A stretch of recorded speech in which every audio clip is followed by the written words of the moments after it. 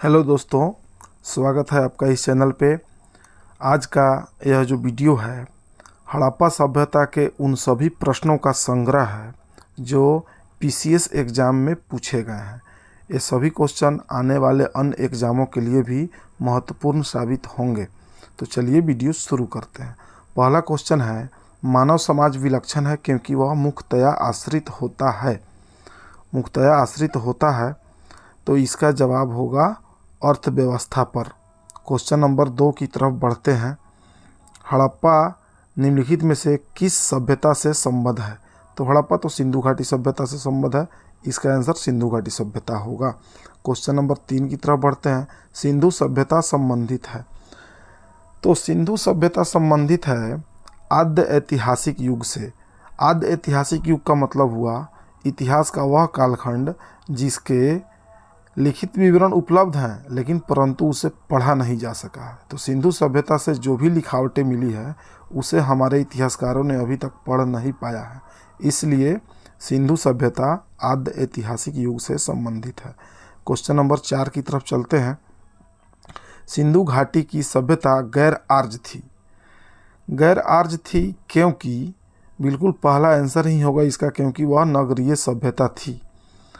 देखिए, गैर आर्य सभ्यता, आर्य सभ्यता जो थी वह ग्रामीण सभ्यता थी और सिंधु घाटी गैर आर्य इसलिए कहलाएगी क्योंकि वह एक नगरीय सभ्यता थी।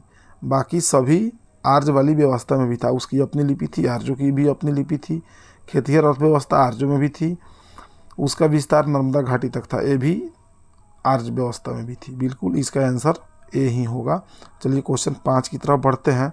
सिंधु घाटी सभ्यता को आर्यों से पूर्व रखे जाने का महत्वपूर्ण कारक है। तो महत्वपूर्ण कारक होगा इसका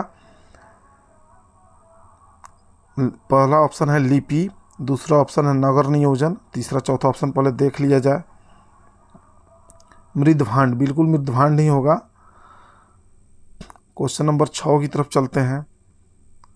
सिंधु घाटी संस्कृति वैदिक सभ्यता से भिन्न थी क्योंकि इसके पास विकसित शहरी जीवन की सुविधाएं थी, यह तो होगा ही। इसके पास चित्रलिखी लिपि थी, यह भी होगा क्योंकि भाव चित्रात्मक लिपि थी सिंधु घाटी सभ्यता में।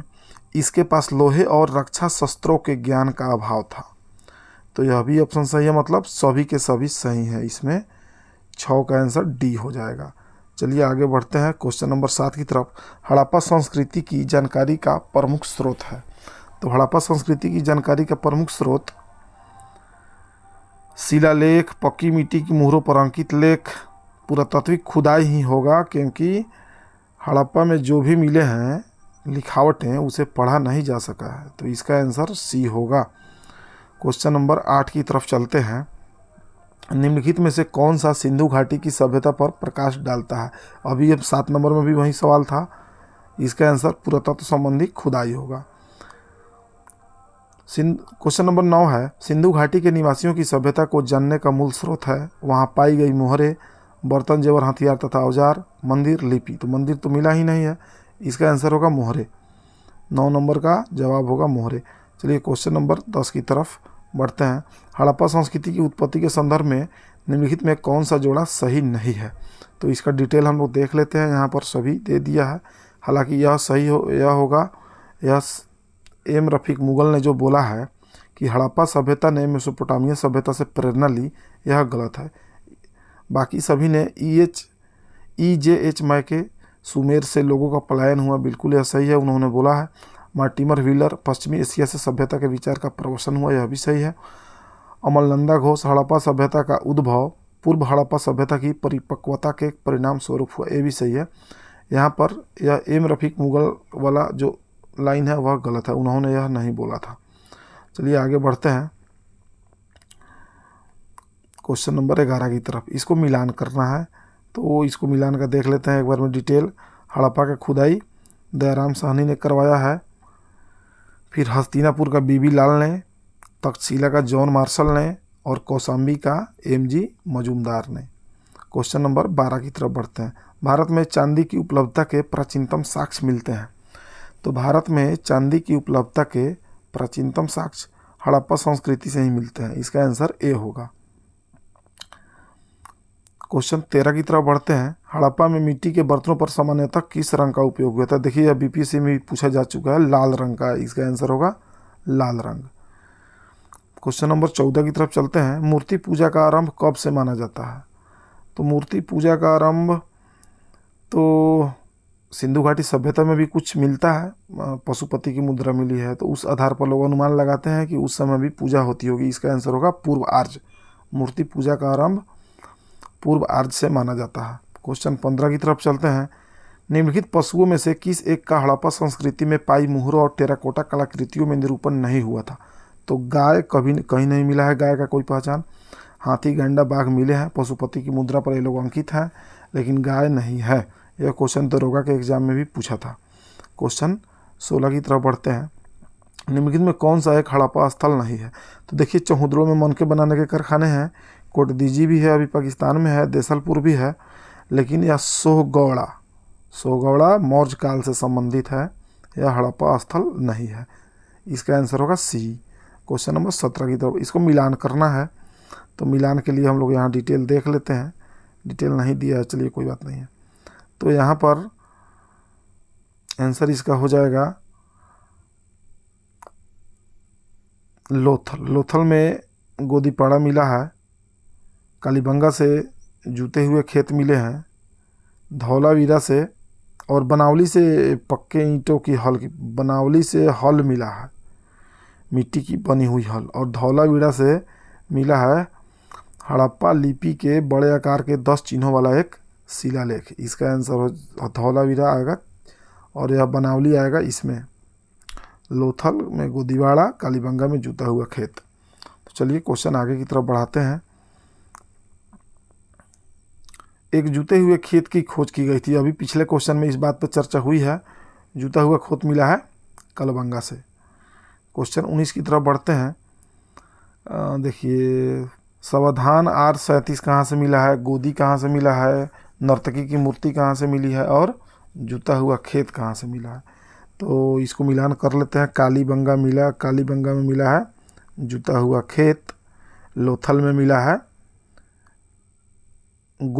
गोदी का मतलब समुद्र में वह जगह जहाँ पर जहाज रुकते हैं, और यह नर्तकी की मूर्ति मिली है कांसे की मोहनजोदड़ो से, और हड़प्पा से यह सावधान R37 100 को दफनाने का तरीका। तो चलिए क्वेश्चन नंबर 20 की तरफ बढ़ते हैं। देखिए, यहाँ पर उसका डिटेल भी दे दिया है। हड़प्पा से सावधान मिला है, लोथल से गोदी, कालीबंगा से जूता हुआ खेत, मोहनजोदड़ो से नर्तकी की मूर्ति। क्वेश्चन 20 की तरफ बढ़ते हैं, यहाँ भी मिलान करना है। हड़प्पा किस नदी के किनारे है? तो हड़प्पा हो जाएगा आपको रावी नदी के किनारे, और हस्तिनापुर, इसका डिटेल ही देख लेते हैं एक बार में, सब कुछ मिल जाएगा। देखिए, हड़प्पा है रावी नदी के किनारे, हस्तिनापुर है गंगा नदी के किनारे, नागार्जुन कोंडा है कृष्णा नदी के किनारे, तथा पैठन है गोदावरी नदी के किनारे। यहाँ भी मिलान करने वाला क्वेश्चन है 21, यहाँ भी नदी वाली ही क्वेश्चन है, तो इसका भी देख लेते हैं डिटेल। यहाँ पर हड़प्पा है रावी नदी के किनारे, कालीबंगा है घग्घर के किनारे, लोथल है भोगवा नदी के किनारे, रोपड़ है सतलज नदी के किनारे। देखिए साथियों, ये नदी वाला क्वेश्चन बार बार पूछता है एग्जाम में, इसको आप लोग देख लेंगे एक बार क्वेश्चन। चलिए 22 नंबर क्वेश्चन की तरफ बढ़ते हैं। हड़प्पा किस नदी के किनारे अवस्थित है? तो हड़प्पा के बारे में पहले भी बात हो गई है, हड़प्पा है रावी नदी के किनारे। सिंधु सभ्यता का महान स्नानागार कहाँ से प्राप्त हुआ है? तो यह तो मोहनजोदड़ो से प्राप्त हुआ है। क्वेश्चन नंबर 24, विशाल स्नानागार किस पुरातत्व स्थल से पाया गया था? तो इसका आंसर फिर मोहनजोदड़ो वही क्वेश्चन है। क्वेश्चन 25 की तरफ बढ़ते हैं। सिंधु सभ्यता के बारे में निम्न में से कौन सा कथन असत्य है? नगरों में नालियों की सुदृढ़ व्यवस्था थी, यह तो सही है। यहाँ पर गलत पूछता है। व्यापार में वाणिज्य उन्नत दशा में था, यह भी सही है। मातृ देवी की उपासना की जाती थी, यह भी सही है। लेकिन लोग लोहे से परिचित थे, यह लाइन गलत है। सिंधु सभ्यता के निवासी लोहे से परिचित नहीं थे। क्वेश्चन नंबर 26 की तरफ बढ़ते हैं। सिंधु घाटी सभ्यता जानी जाती है अपने नगर नियोजन के लिए, मोहनजोदड़ो और हड़प्पा के लिए नहीं, अपने नगर नियोजन वाली ही ऑप्शन ही सही है। बिल्कुल, यह बीपीएससी में भी पूछ चुका है क्वेश्चन कि उसकी विशेषता क्या थी, तो इसका आंसर होगा अपने नगर नियोजन के लिए। ऐसे एक बार हम लोग आंसर देख भी लेते हैं। डी उपर्युक्त सभी, सॉरी दोस्तों, इसका आंसर सभी होगा, सभी के लिए, सभी के लिए जानी जाती है, मतलब चारों के चारों ऑप्शन सही हैं। चलिए क्वेश्चन आगे 27 नंबर क्वेश्चन में बढ़ते हैं। निम्नांकित में किसका सुमेल नहीं है? आलमगीरपुर उत्तर प्रदेश, लोथल गुजरात, कलीबंगा हरियाणा। ये तो लोथल गुजरात में है, सही है। आलमगीरपुर उत्तर प्रदेश में यह भी सही है, लोथल गुजरात में यह भी सही है, कलीबंगा राजस्थान में, यह गलत है, इसका आंसर होगा राजस्थान। रोपड़ पंजाब में, बिल्कुल सही, तो ऑप्शन सी गलत है। चलिए क्वेश्चन आगे की तरफ बढ़ते हैं। निम्न में से सिंधु सभ्यता से संबंधित कौन से केंद्र उत्तर प्रदेश में स्थित हैं? यहाँ पर देखिए कौन कौन उत्तर प्रदेश में है, तो इसमें तो अब देख लीजिए, लोथल तो आपका गुजरात में है, कलीबंगा आपका राजस्थान में है, आलमगीरपुर है उत्तर प्रदेश में, और हुलास भी है उत्तर प्रदेश में। मतलब इसका आंसर होगा 3 और 4, यह दोनों नहीं है, यह दोनों कट जाएगा। चलिए क्वेश्चन 29 की तरफ बढ़ते हैं। हड़प्पा संस्कृति के स्थल एवं उनकी स्थिति संबंधी निम्नलिखित युग्मों में से कौन एक सही सुमेलित नहीं है? तो यहाँ पर यह सही है, दैमाबाद महाराष्ट्र में है, ये भी सही है, राखीगढ़ी हरियाणा में है, यह गलत है, और बनावली हरियाणा में है, यह सही है, यह गलत है, राखीगढ़ी भी हरियाणा में ही है। चलिए क्वेश्चन नंबर 30 की तरफ बढ़ते हैं। मिलान करना है, इसमें भी वहीं हड़प्पा कालीन जो स्थल हैं वो किन किन राज्यों से संबंधित है, तो उसका डिटेल हम लोग यहाँ डायरेक्ट देख लेते हैं, समय बच जाएगा। मांडा है जम्मू कश्मीर में, दैमाबाद है महाराष्ट्र में, कालीबंगा राजस्थान में, राखीगढ़ी है हरियाणा में। तो साथियों इस 30 क्वेश्चन ही हुए पाए हैं समय के अभाव के कारण।